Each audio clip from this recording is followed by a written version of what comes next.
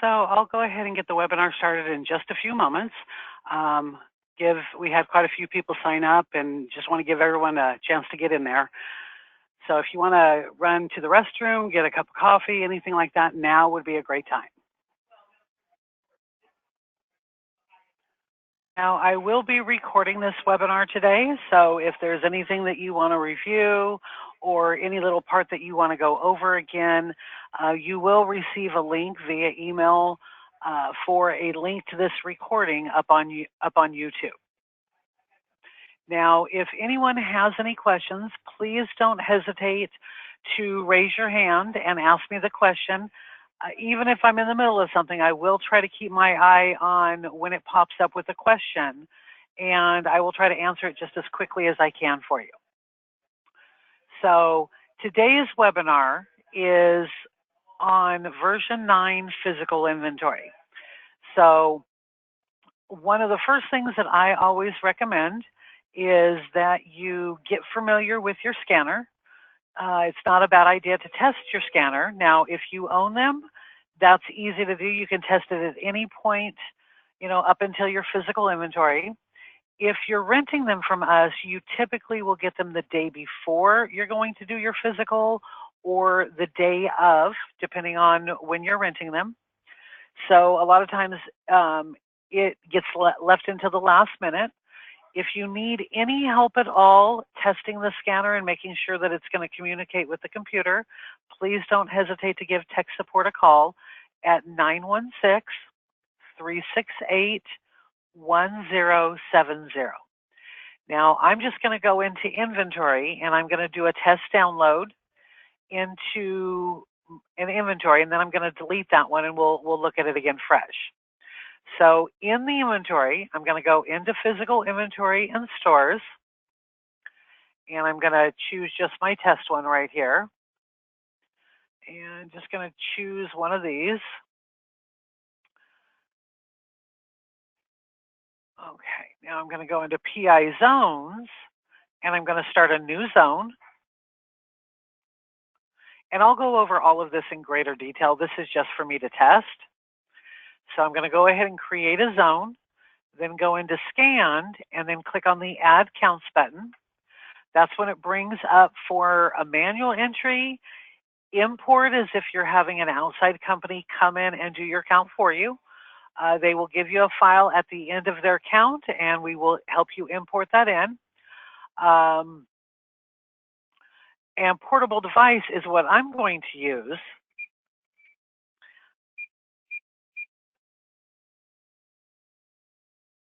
Okay, so the computer and the scanner are communicating with each other. So I'm going to go ahead and say okay there and close this. And those are the items that I was doing a test with. The scanner portion of my PT is acting really funny. It's scanning on its own.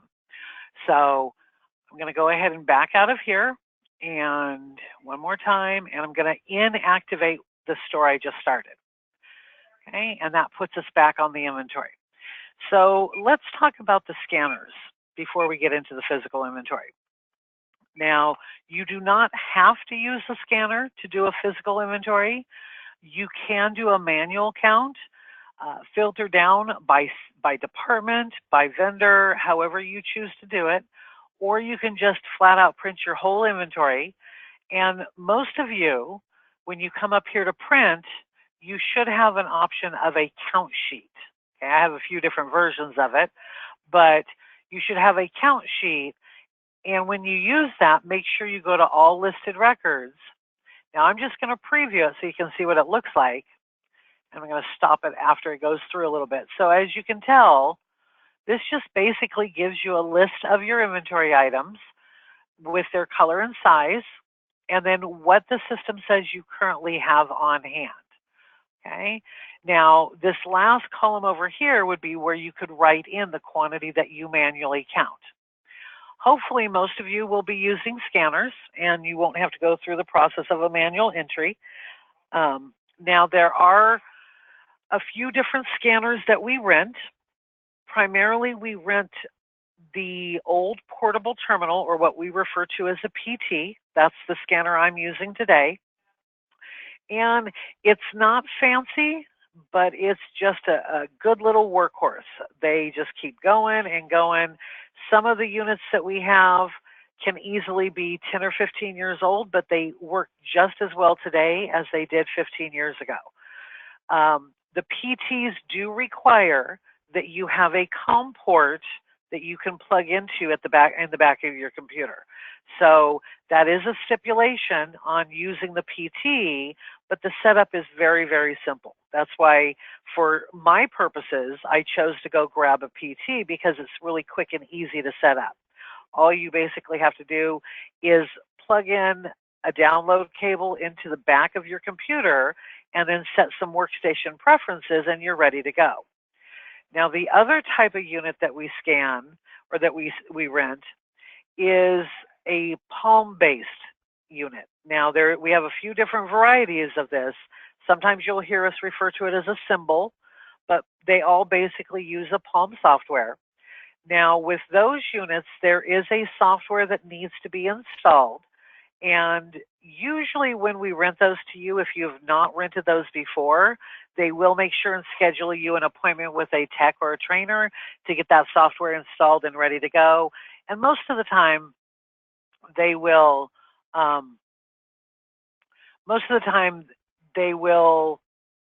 go ahead and test to make sure that the scanner and the computer are communicating. That's kind of the only way that we can tell if we got it done right. So I'd like to go over some of the functionality of both types. Now, the PT, like I said, is a little older technology, and so it looks like a block. If those of you that are on the phone that might remember when cell phones first came out and they look like a brick, it kind of looks like that, and it has a scanner that's attached to the top of it. Now, there are function keys that you will use to maneuver around within a PT. And if you have never used a PT, please make sure when you rent them that they book you an appointment with a trainer and they will go over the different functions and make sure that you're clear on those. So just briefly, I'm going to touch on those. There are 4 main function keys, or F keys, that are on this unit. The F4 key is your escape key. It's going to take you, back out to the previous screen or toggle you between screens. The F3 key can either delete a single line item out of the scan that you're scanning, or it can delete the entire file, which we will do after we download. The F2 key allows you to change the quantity. So you'd scan the item, you'd press the F2 key, type in the quantity that you counted, press the Enter key. And finally, the F1 key is your find item key. So if you maybe needed to take a bathroom break and you come back and you're not 100% sure if you scanned a particular item or not, you can use the find item key or the F1 key to see if in fact you have scanned it. If it finds it, it will take you right to that item in the file. If it doesn't find it, it will briefly flash on the screen, item not found, and then it kicks you back to the last entry screen, because that last entry screen is where you'll need to be when you're scanning items. Now, for those of you that end up renting the palm-based scanners, they're a little newer technology, and so they're a little bit more user-friendly. Primarily, almost everything that you will need is on one screen. So you'd get into the scan screen and scan the items, and it will show you the ALU or the UPC, whichever one you're using, and it will also show you the quantity. Now, if you want to change the quantity, you make sure you're highlighted on that item, and there will be a little quantity button on the screen. You press the quantity button on the screen, and it'll bring up a number pad for you to type in whatever the quantity is, and then press Enter. It is important with all scanners that if you change the quantity, that you press Enter after you're done typing in the quantity. Otherwise, it doesn't know that you're done with the quantity. It also has a delete button on that same screen, just a big X, that if you wanted to delete an item, you could highlight that item, press that big X, and it will then ask you if you're sure you want to delete, and a few times, and then it will actually take that item out of the scanner so it doesn't get downloaded. Okay. Now, any questions about the scanners at all? What we have, what we don't have, how they work, anything at all? Okay then, well, since I didn't see any hands go up, I'm going to go ahead and continue on, and we'll get into the physical inventory tool. So I'm going to back out to the main screen. So when you are ready to start your physical, let's say you've decided you're going to do your physical on a Sunday morning. You're closed on Sundays anyway, so it's not going to interfere with your business. And so everybody shows up at the store bright and early, 8 o'clock, 9 o'clock in the morning, all ready to go. Everybody's got their coffee. Maybe you've got some donuts or whatever, but everybody's raring to go. Okay. You're going to pass out the scanners, and we do recommend, if at all possible, that you assign 2 people to each scanner. One person to do the scanning, the other person to turn the items and make sure the barcode can be scanned. It's also helpful that second person can also kind of straighten up that section after you're done scanning it, because they do get a little disorganized. Now, we do recommend that you draw a map of your store, and it does not have to be anything fancy. It can be circles and squares and triangles, whatever works for you. We're just looking for you to section off your store into smaller sections. So if you have a rounder rack, that's a good section. If you have a table with a bunch of sweaters on top and you have some items underneath it, everything on top and underneath that table would be a good section. So once you have it drawn out and you have it sectioned on your map, you're going to label each section. Now, the label can be alpha, numeric, or both. And so you can, call them A1, A2, A3, BR1 for back room, or left or right. You can label them anything you want. It's entirely up to you.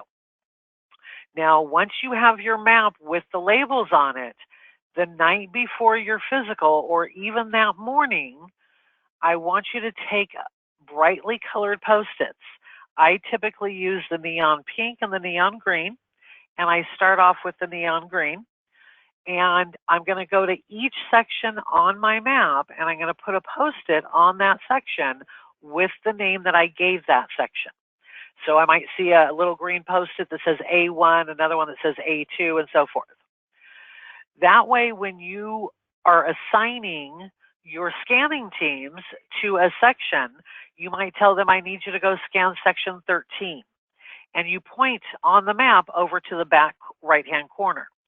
Well, they get over to the back right-hand corner, there's going to be a few different sections over there. They see a section labeled 13, they then know what that section is. I do recommend that you use common sense when it comes to your sections. We usually recommend 200 items or an hour of scanning per section. The smaller you keep your sections, the easier it's going to be to track down scanning errors if you have them. So it's a lot easier to find an item out of 100 items than it is out of 1,000 items. So now, once they are done scanning, they're going to bring the scanner back to you and tell you what section they were doing. And you're going to create a zone in the computer and download the scanner into that zone. And you will have the ability to get a printout if you choose to. I generally will get the printout and put it on that section that just got counted, and I replace the green Post-it with my neon pink Post-it. That way, as I look around the room, I can see what sections have been done and which ones haven't. But I like the printout there because when it comes time for looking up discrepancies, I can quickly go down the list and see if the item I'm looking for was in this section. So when a section is complete, you are going to mark it off on your map, as well as replace that green Post-it with a pink Post-it, or whatever colors you prefer. Okay? So I'm going to go to inventory up on top, and then physical inventory. Let me move this out of the way real quick. There we go. Physical inventory up on top, or on the side. Now, when you first go in here, you're going to go up here to the first choice, which is stores. Okay. Now, this is considered starting your physical. So we do have to give it a name. So I'm just going to call this training. Okay. If you want to put any notes in here, you can. Typically, the PI name, most people put in the date that they are doing the physical, because most of the time when you refer back to a physical that you've done in the past, it usually is based on the date that you did it. Oh, you know, the one that we did in November of 19. Okay. But it can be any name that you want to give it. The note field gives you a place to make notations or comments about the physical that you're about to do. You do not have to use the note field if you don't want to, but if you want to use it, it is there for you to use. Lastly, we're going to click on this plus next to stores, and we're going to choose the store that we're going to do the physical inventory for. Now, if you were at the headquarters location, like I'm set up to be, you will see all of the stores that you communicate with. If you are at a remote location, you will only see your store in here, but you still are required to put a check mark there. Even though it's the only store that you can do, you have to check that box so you can create it. Now, creating it, what it's going to do is it's going to take a snapshot of your inventory quantities where they are as of this moment. Now, when you click on create, as you can see, it brings up a filter window. Now, most of the time, if you're doing a full-scale physical inventory, you're counting the entire store, you're not going to do anything with this filter. You're just going to click OK and move on to the next step. If you're just doing a cycle count, you just are going to count certain sections or certain departments or certain vendors, that's when you would use this filter. It's your way of telling the computer, I am only interested in counting and updating these departments or these vendors. Okay? So since we're going to pretend that we're doing a full-blown physical, I'm going to leave this completely blank. I can tell that my filter is clear because my clear all button is not available.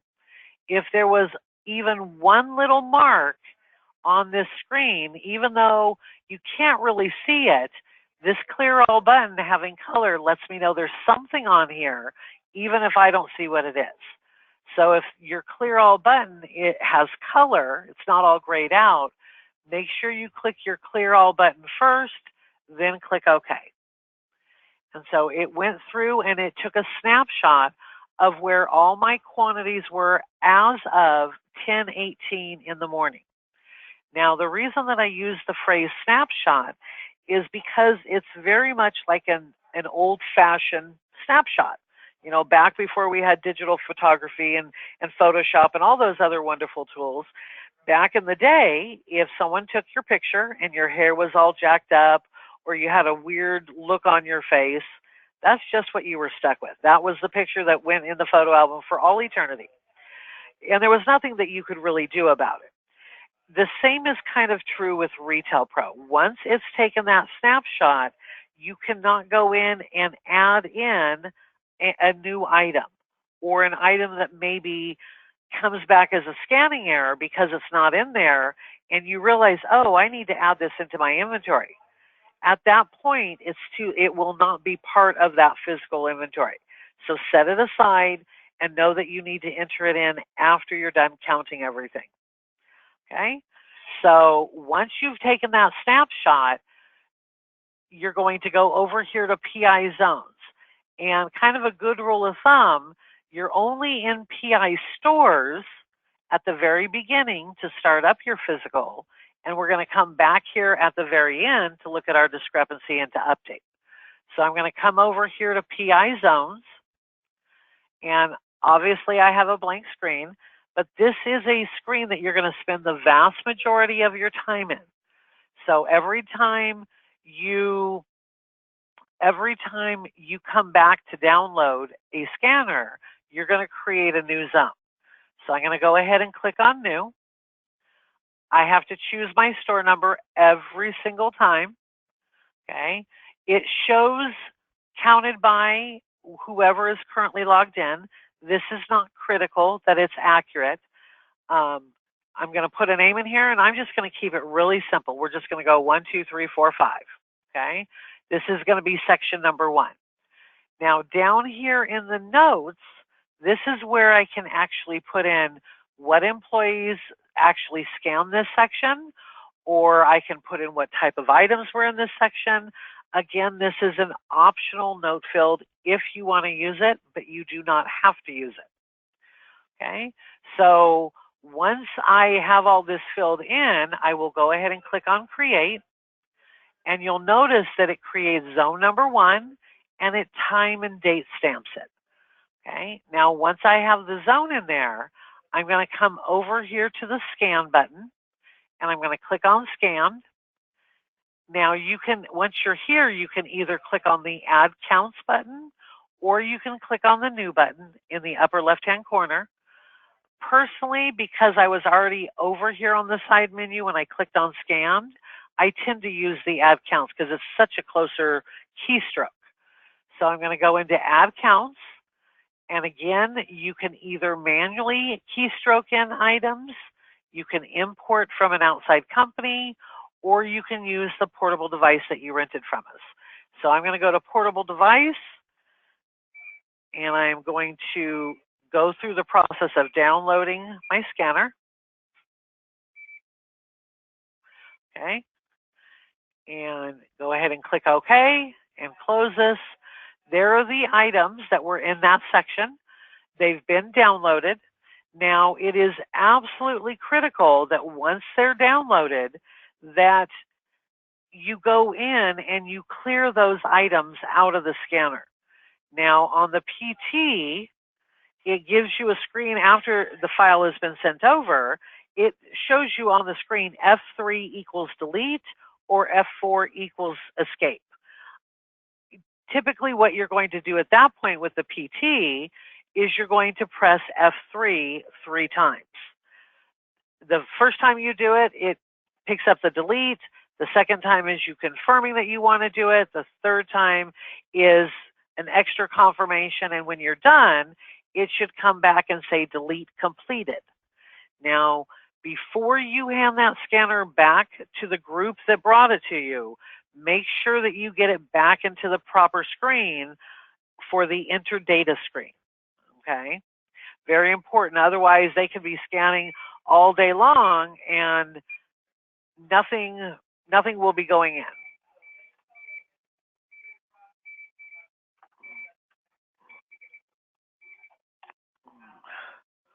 Okay, I am unplugging the scanner portion. It's driving me crazy. Okay, so now that we have this downloaded and it is error-free, we're going to click on the Retail Pro button in the corner, and we can see that we have 11 counts, 0 bad counts, 4 good scans, and no bad scans. Now, the scans is based on unique ALU or UPC codes that you scan. Counts is the quantity that you've entered. So these two numbers can be the same, or the counts can be higher. It's very, very, very rare that you will see the counts be lower, because you typically wouldn't enter in a negative quantity as your count. Okay, so that's in there, and I'm good to go. Now, you take the green Post-it note from the people that just gave you the scanner you downloaded. You give them their printout from this scan screen. And I'll just, well, I don't have the design in there. So you can give them their printout from this screen if you choose to, and give them their pink Post-it note. They need to go put that Post-it on the section they just finished. You're going to assign them to another section. Okay? So Now I am going to purposely enter in a bad scan. So let me grab something that I know when I scan it is not going to be good.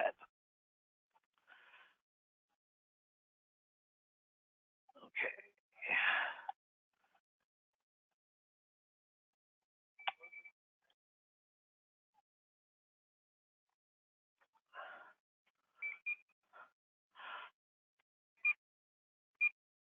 Okay. So I've got something good in there.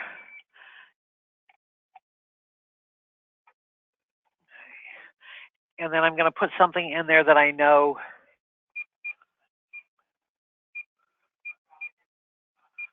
Okay. So I'm going to, they come back with their scanner. I'm going to create a new zone. And just to keep it simple, this is going to be zone number 2. And I'm going to go ahead and create it. Now I want to point out to everybody, you'll notice that it did not highlight my zone 2. And that's because it always highlights the first line in this list. So a good way to avoid downloading it into another section, I usually sort by the created date in reverse order. So with my arrow going down, I then turn it around and you'll notice zone 2, the most recent created time, is up at the very top. So it will keep putting the most recent one up at the top as long as that arrow is pointing up. Now I'm going to come over here and I'm going to go to scanned. I'm going to use add counts. And again, I'm going to go to my portable device and I'm going to download it. Now it's telling me that it's complete, but there was one item that it couldn't find in my inventory. Okay, well let's see what that item is. So I go ahead and I close this. There's the items that were good, but when I back out to my zone list, that item, you'll see in there, it shows bad count 7. So I'm going to come over here to my errors button. Now this item up here is the item that I scanned right after it.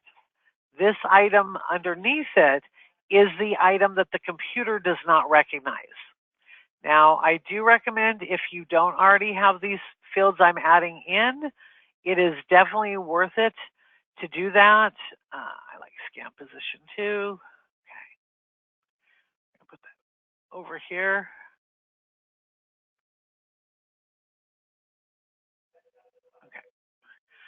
Okay, so this one, it has all of the information, so I know that that was the good item.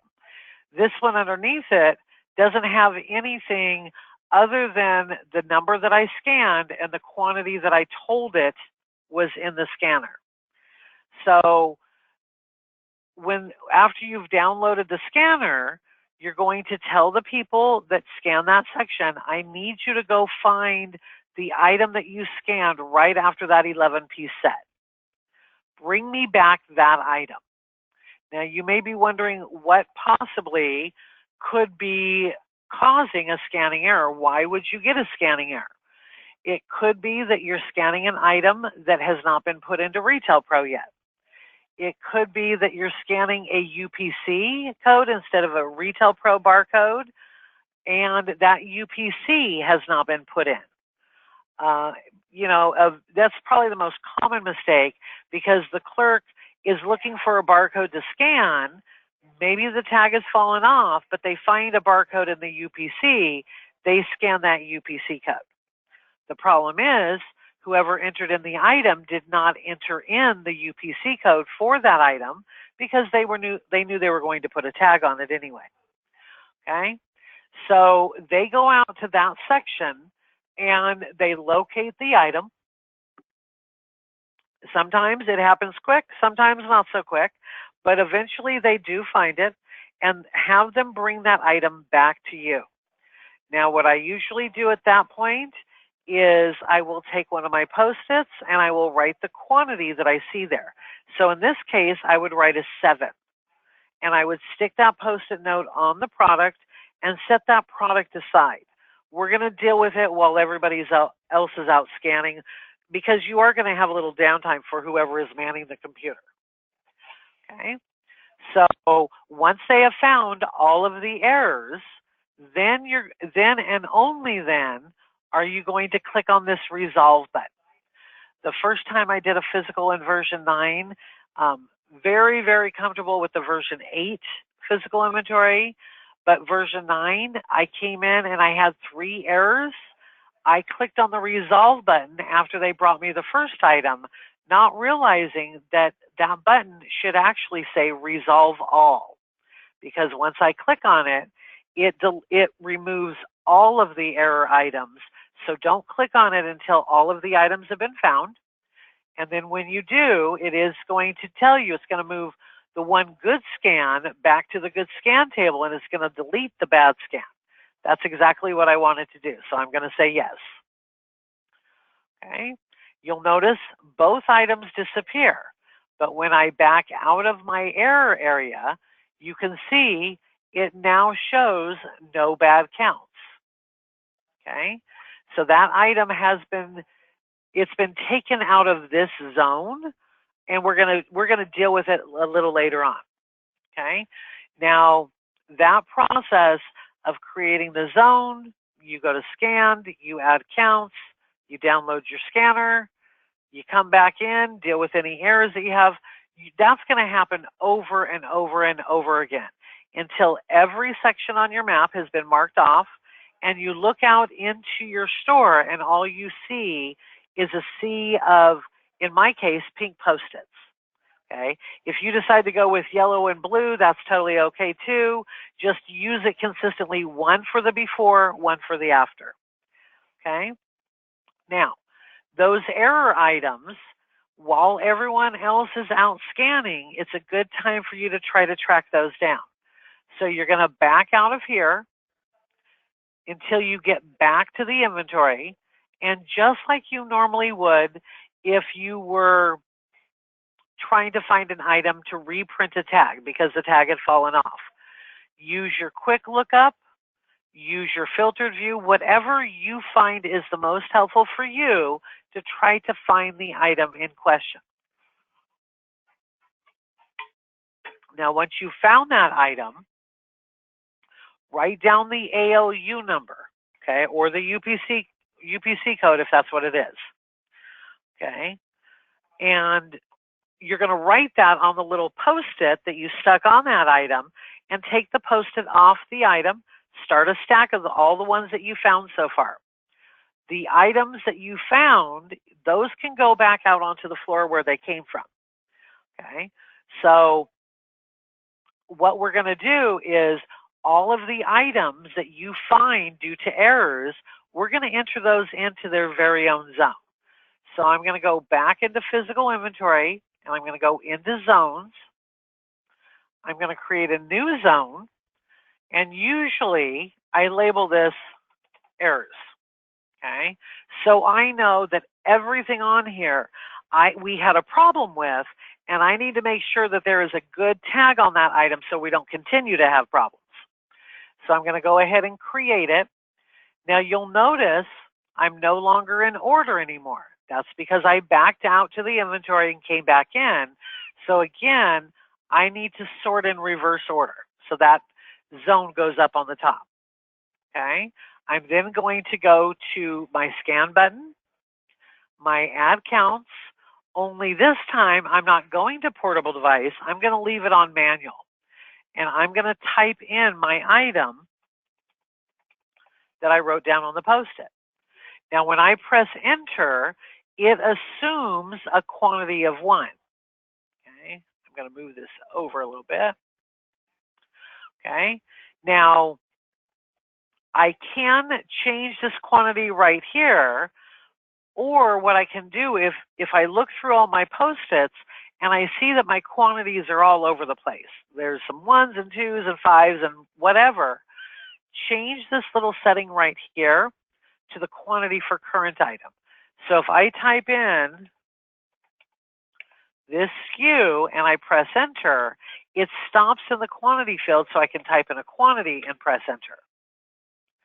Okay, So you're going to enter in all of the items that you found, all of the errors that you found, and once those are entered in, you're going to close this window, and just like every other zone, get your printout, then back out to the zone list, and you will have that new zone in there with all of your counts.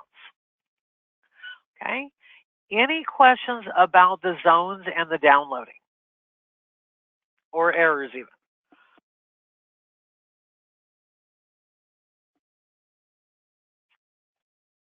Okay, I'm going to keep moving, pushing forward then. So once everything in the store has been counted, there are no errors. You don't see anything in the bad counts or in the bad scans. They're all 0. You are now at the point of merging those counts together. Now, this is an important step. This is an important step because you might have the same product in the display window, have 3 or 4 of them on the sales floor, and then maybe have some in the back room as back stock. Rather than you trying to gather all of those items together to count them, the computer is going to merge those quantities together and give you one final number that actually goes into the computer. Okay?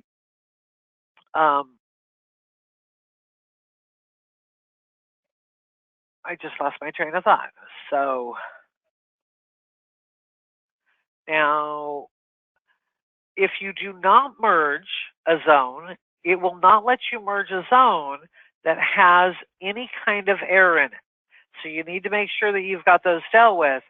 And it will not update any zone that has not been merged. So generally speaking, we do usually merge at the end. Some people like to merge as they go, and that's fine. But if you merge as you go, you're going to use this merge zone button. If you merge at the very end, you're going to use this mark button right here. We're going to go mark and select all. And you will notice that all 3 of my zones end up with a check mark in the marked column. Now I'm then going to tell the computer, merge all of the ones that are marked. So I click on merge marked. It tells me it's about to merge them together. That's exactly what I want it to do. So I'm going to say yes. And you'll notice that your check mark moves from the marked column into the merged column. Okay? That lets you know that those zones are going to be part of the final update. So when you do that, you shouldn't see any zones in here. This list might be 50 or 60 zones long. You don't see any zones in here that do not have a check mark in that merged column. If you do, figure out why it didn't merge it, and then fix it, and then try merging it again. Okay?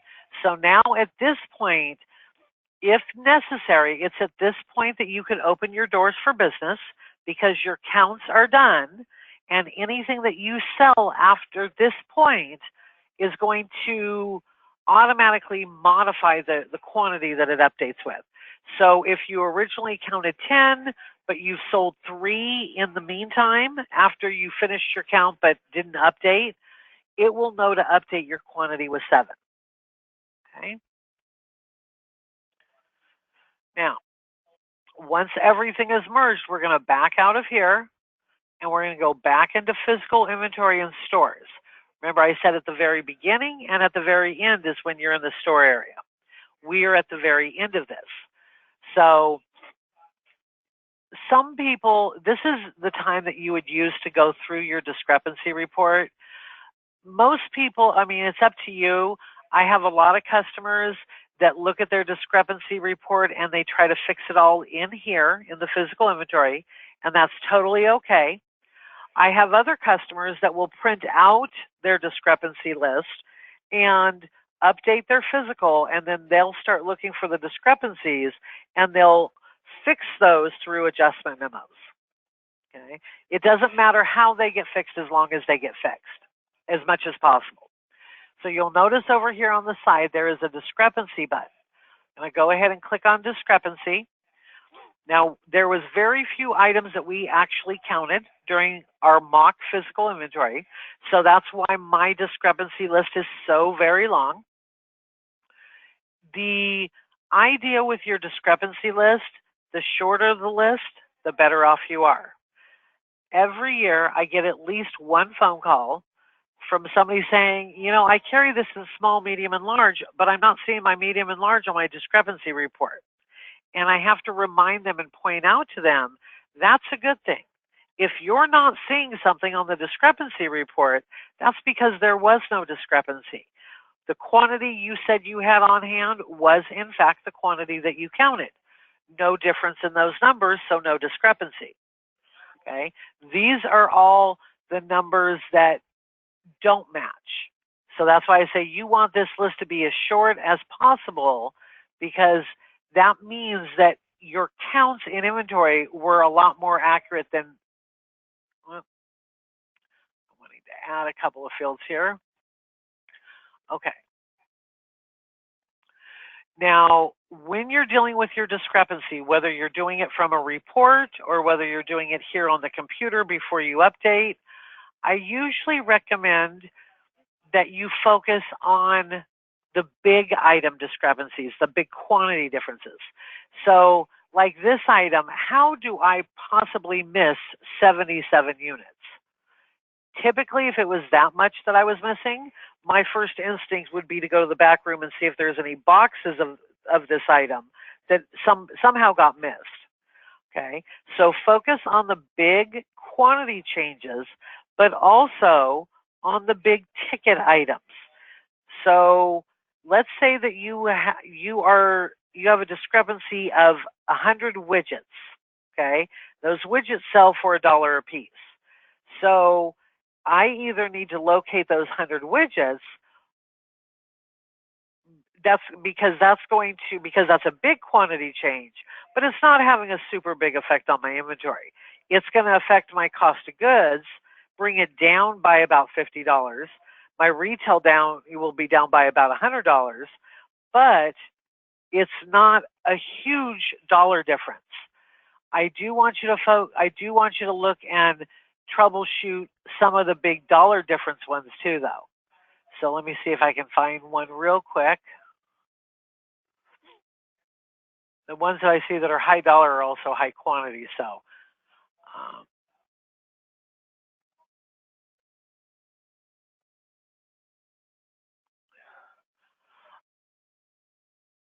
I can't find any right now. Okay. So just like I said, either look for the discrepancies where there's a big quantity change, or look to find the discrepancies that have a big dollar effect, both cost and retail. Okay. Now, if you decide to find your discrepancies while you're still in the computer, you're going to recount those and you're going to add in a new zone of any additional ones that you count above and beyond this quantity number. So if I was off 11 of these items, then I go out and I count, well, maybe I find 9 of them. It's still a discrepancy, but it's not as big of a discrepancy. So what I'm going to do here, because my count was 0, I'm going to go in and I'm going to add to a new zone the quantity of 9 and then merge it. So that way it sees the quantity I counted in every other zone, but it adds in this quantity of 9 from this last zone. Okay, so then once I did that, this number would be slightly different. This would say 9, this would say -2, and we would still have a discrepancy, but not nearly as bad. Now, if you want to print it out and work on it in the back office while they still ring up sales, you just come to this print button up here, and my system does not have any design set up, so I apologize for that. But you would normally click on print, and you should all have about 4 or 5 designs that start off with BHD. There's one that groups it by department. There's one that groups it by vendor. You still get the item information. It's just alphabetically by department or vendor. Okay. So if you're going to create a new zone, you just simply back out of here, go to PI zones. Again, I click new, choose my store. My name, I usually type in discrepancy. Okay. And then I go ahead and I create and go to scan.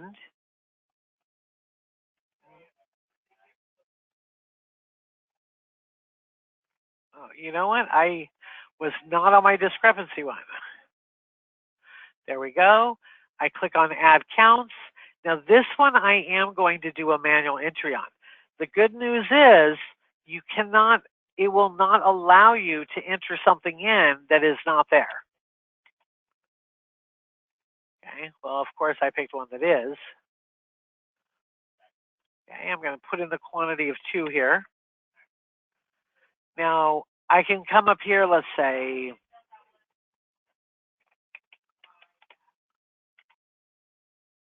and you'll see that it says item not found.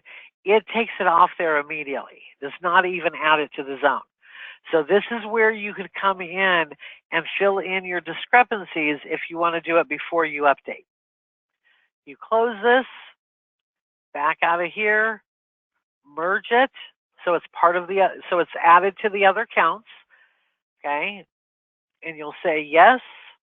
And now when you back out and you go into the discrepancy, that item will have a new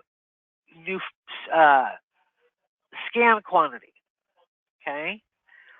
Now, when you're at the point that you have felt like you have looked up enough items and recounted enough items, or the accounting department tells you, okay, we're good, let's go ahead and do the update, you're going to back out of here until you're back into the store list, like we see here.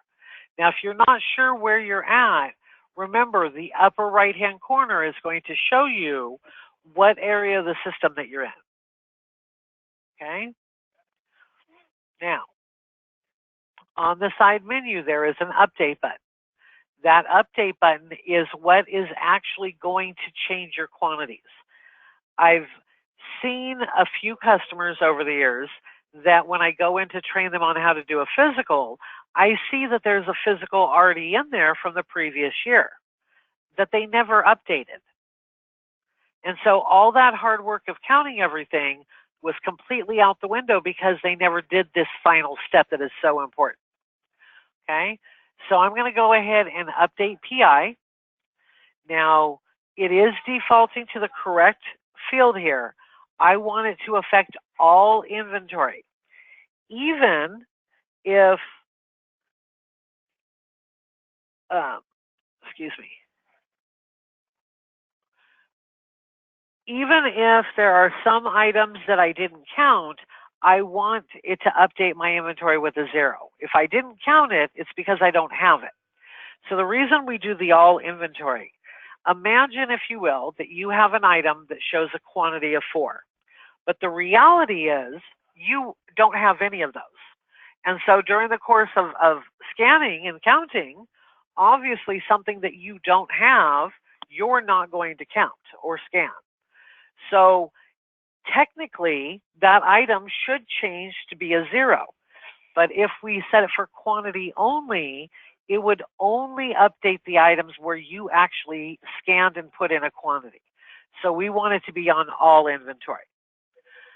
Now, your reason, most of you should have some variation of physical or PI or something along those lines, okay? I have one of my customers' data in here. In their case, they just call it inventory, okay? Now, you'll notice down at the bottom, I cannot update at this point. I have to still click on my stores, still choose those stores that I want, and then my update button becomes available. So I'll go ahead and I'll click update, and it's going to actually go through and clear out my quantities and update the few items that we put in there. Now you'll notice that when you do that, that physical disappears. Know that it is not gone indefinitely, okay? If you back out of here and get back into your regular inventory, If you go to physical inventory and archived, there is the physical that we just played around with. Okay? So you can always come in here and look at it year after year after year if you so desire to. Okay? Now that, for the most part, is the physical inventory. It's not difficult. It's just very, very tedious, very mind-numbing type of work. Okay?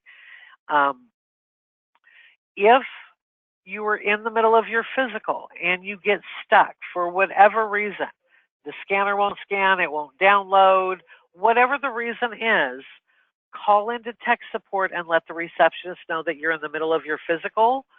She will put you on hold and get a tech on the phone with you just as soon as she can so we can get you back moving again. Because a lot of times you're paying staff members overtime to stay and help with the physical.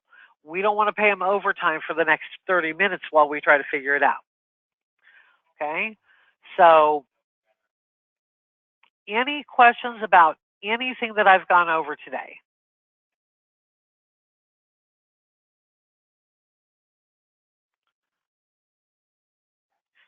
Any questions about anything Retail Pro 9 related?